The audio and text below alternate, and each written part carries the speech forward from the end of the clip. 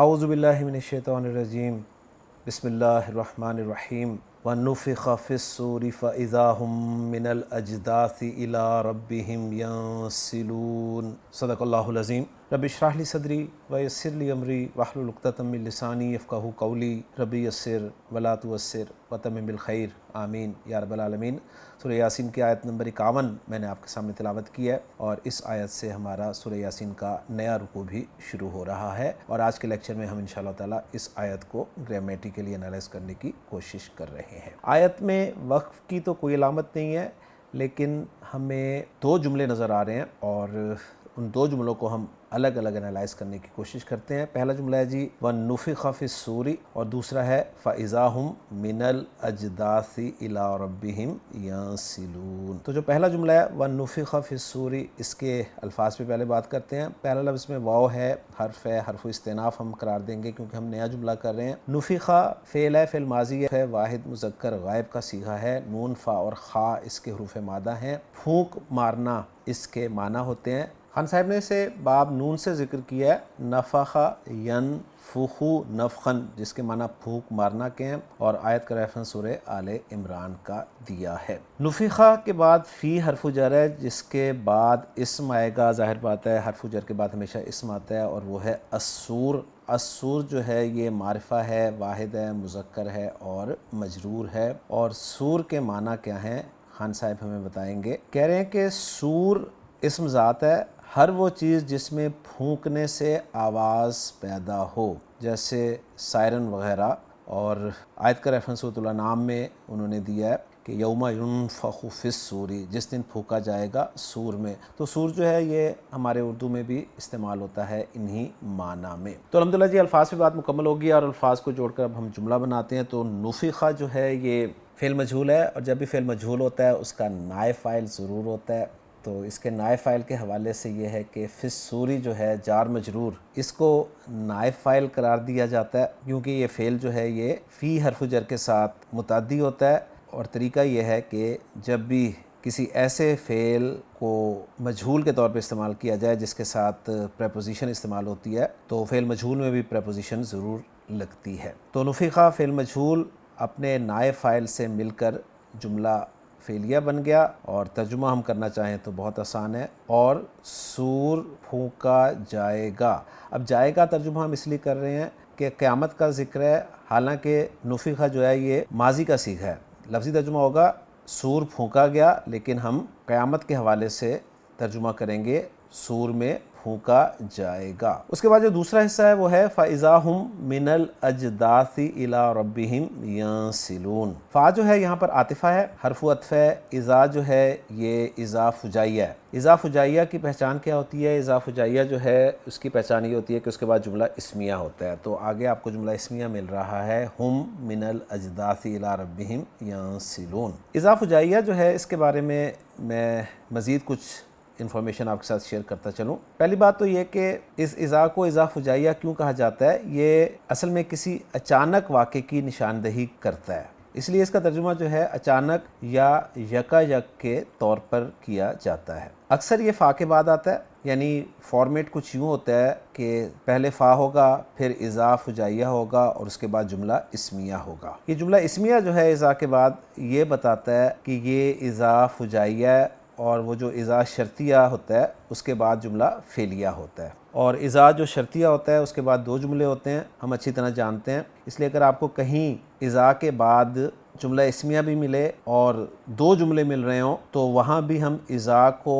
شرطیہ مانیں گے اور فعل محذوف مانیں گے، جیسے کہ اذا الشمس کورت، اذا کے بعد الشمس کورت ہے تو یہ جملہ اسمیہ بن رہا ہے، لیکن یہاں پر فعل محذوف مانا جائے گا، یعنی اذا کورت الشمس کورت، کیونکہ سورہ مبارکہ میں اذا کے بعد دو جملے ہمیں نظر آ رہے ہیں جو کہ شرط اور جوابو شرط بنتے ہیں۔ اذا فجائیہ کے حوالے سے ایک بات اور نوٹ کر لیجئے، کچھ لوگوں کے نزدیک جو ہے یہ اذا فجائیہ جو ہے یہ حرف ہے، اور کچھ لوگ جو ہیں وہ اس اضاف ہجائیہ کو بھی اسم قرار دیتے ہیں۔ تو بہرحال یہ دونوں آرات ہی میں نے آپ کے سامنے رکھ دی ہیں، لیکن ہم نے جہاں بھی اضاف ہجائیہ ذکر کیا وہاں پر اسے بطور حرف ہی ذکر کیا ہے۔ اضاف ہجائیہ کے بعد ہم ہے جو کہ ضمیر ہے، ضمیر مرفوع ہے، ضمیر مرفوع منفصل ہے، جمع مذکر غائب کی ضمیر ہے، اور یہاں سے ہمارا جملہ اسمیہ شروع ہو جائے گا۔ اس کے بعد من حرف ہے، حرف جر ہے، اور من حرف جر کے نون ساکن کو آگے ملانے کے لیے زبر دی گئی ہے۔ اگلا لفظ ہے الاجداثی۔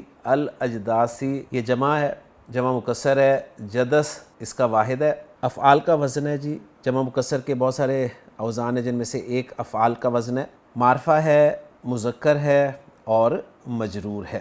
یہاں اجداث سے مراد جو ہے وہ قبریں ہیں۔ اگلا لفظ جو ہے وہ ہے الہ، حرف جر ہے، اور اس کے بعد رب آپ کو اسم نظر آ رہا ہے کیونکہ حرف جر کے بعد ہمیشہ اسم ہی ہوگا، ذہن میں رکھیے گا۔ رب اسم ہے، واحد ہے، مذکر ہے، اکیلا دیکھیں تو نکرہ ہے، اور ہم کے ساتھ ملا کے دیکھیں تو معرفہ ہے معرب بالاضافہ ہونے کی بنا پر، اور الہ کی وجہ سے مجرور ہے۔ رب کے بعد ہم جو کہ اصل میں ہم تھا، ضمیر ہے، ضمیر مجرور متصل جمع مذکر غائب کی ہے، اور ہم جانتے ہیں کہ اسم کے ساتھ جب بھی ضمیر آ جائے تو وہ ضمیر مجرور متصل ہوتی ہے اور ترکیب جو ہے وہ مرکب اضافی کی بنتی ہے۔ اور آخری لفظ اس آیت کا وہ ہے ینسلونا۔ ینسلونا فعل ہے، فعل مضارع ہے، فعل مضارع معروف ہے، جمع مذکر غائب کا صیغہ ہے، نون سین اور لام اس کے حروف مادہ ہیں۔ سیان کلر میں جو واو دکھایا گیا آپ کو، وہ واو ضمیر مرفوع متصل ہے جو جمع مذکر غائب کے لیے استعمال کی جاتی ہے۔ اور اب اس کے معنی ہم دیکھتے ہیں ڈکشنری میں، تو خان صاحب اس کے معنی بیان کر رہے ہیں۔ نون سین لام حروف مادہ کے تحت باب ضرب یضرب سے نسل ینسل نسلاً بتا رہے ہیں کہ پرندوں کے پر یا جانوروں کے اون کا گرنا، یہ اس کے لغوی معنی ہے، اور بتا رہے ہیں کہ اس بنیادی مفہوم کے ساتھ مختلف معانی میں آتا ہے، یعنی ایک معنی ہے اس کے گرنا یا الگ ہونا، اور دوسرے معنی ہے اس کے تیز چلنا۔ تو یہاں گویا یہ تیز چلنا کے معنی میں استعمال ہوا ہے۔ تو الحمدللہ جی الفاظ کی بات مکمل ہوگی، اور الفاظ کو جوڑ کر ہم جملہ بنائیں تو فا عاطفہ، اضاف ہجائیہ، اور جو آگے جملہ اسمیہ ہے اس میں ہم مبتدا ہے، اور خبر جو ہے وہ ہے ینسلونا۔ خبر ہے ینسلونا اصل میں، اور من الاجداث الی ربہم جو ہے یہ متعلق ہے ینسلونا کے، بس اس کو مقدم کر دیا گیا ہے۔ تو ینسلونا فعل با فاعل ہے، اور من الاجداثی جار مجرور متعلق ہے ینسلونا کے، اور الی ربہم جار مجرور یہ بھی متعلق ہے ینسلونا کے، اور اس مجرور میں ربہم جو ہے یہ مضاف مضاف الیہ ہے۔ الی ربہم کو متعلق بھی حال بھی قرار دیا جا سکتا ہے ینسلونا کے فاعل سے، اور الی ربہم کے حوالے سے محمود صافی صاحب جو ذکر کر رہے ہیں وہ بھی آپ کے ساتھ میں انشاءاللہ تعالیٰ ان کی ورکنگ شیئر کرتے ہوئے ذکر کر دوں گا۔ یوں گویا ہم ینسلونا جملہ اسمیہ ہے، اور یہ جملہ اسمیہ جو ہے یہ نفخ فی الصور والے جملے پر عطف ہے، اور ینسلونا جو ہے یہ محلاً مرفوع خبر ہے مبتدا ہم کی۔ تو ساری باتیں الحمدللہ ہماری مکمل ہو گئی ہیں، ہماری ورکنگ مکمل ہو گئی ہے، تو محمود صافی صاحب کی ورکنگ کے ساتھ اپنی ورکنگ کو میچ بھی کر لیتے ہیں۔ تو محمود صافی صاحب بتا رہے ہیں کہ الواو عاطفۃ فی الصور نائب الفاعل، الفاء عاطفۃ اذا فجائیۃ من الاجداث متعلق بینسلون الی ربہم متعلق بحال من فاعل ینسلون بحذف مضاف ای حساب ربہم، یعنی وہ کہہ رہے ہیں کہ الی ربہم میں الی کے بعد مضاف جو ہے وہ محذوف ہے اور وہ ہے حساب، تو اصل میں یہ تھا الی حساب ربہم۔ باقی وہ کہہ رہے ہیں کہ جملہ نفخ فی الصور جو ہے یہ لا محل لہا معطوفہ ہے کس پر؟ علی جملتی ما ینظرون، یعنی پچھلی آیت میں جو تھا نا ما ینظرون اس پر عطف ہے، اور جملہ ہم ینسلون لا محل لہا معطوفۃ علی جملتی نفخ فی الصور ہے، اور جملہ ینسلون فی محل رفع خبر المبتدا ہم، یعنی یہ ہم مبتدا کے لیے خبر ہے۔ باقی الحمدللہ آپ سب سمجھ گئے ہوں گے۔ زیادہ سے زیادہ یہ جو الی ربہم متعلق بحال من فاعل ینسلون ہے، اس کو میں واضح کر دوں کہ الی ربہم اپنے رب کی طرف، یہ ایک حال کی حالت ہے ان لوگوں کی جو ینسلون کے فاعل ہیں۔ تو الحمدللہ جی آج کے لیکچر میں سورہ یاسین کی آیت نمبر 51 ہماری گرامیٹیکلی انالائز ہو گئی ہے۔ اب ہم اس آیت کا ترجمہ دیکھ لیتے ہیں عبدالسلام صاحب نے جو کیا ہے۔ بتا رہے ہیں کہ وَنُفِخَ فِي الصُّورِ، اور سور میں پھونکا جائے گا، فَإِذَا هُمْ من الاجداث الی ربہم ینسلون، تو اچانک وہ قبروں سے اپنے رب کی طرف تیزی سے دوڑ رہے ہوں گے۔ اور ذہن میں رکھیے گا کہ یہاں پر سور میں دوسری دفعہ پھونکے جانے کا ذکر ہے۔ انشاءاللہ تعالیٰ اگلے لیکچر میں سورہ یاسین کی اگلی آیت کے ساتھ آپ سے ملاقات ہوگی۔ اجازت دیجیے، سبحانک اللہم و بحمدک، اشہد ان لا الہ الا انت، استغفرک و اتوب الیک۔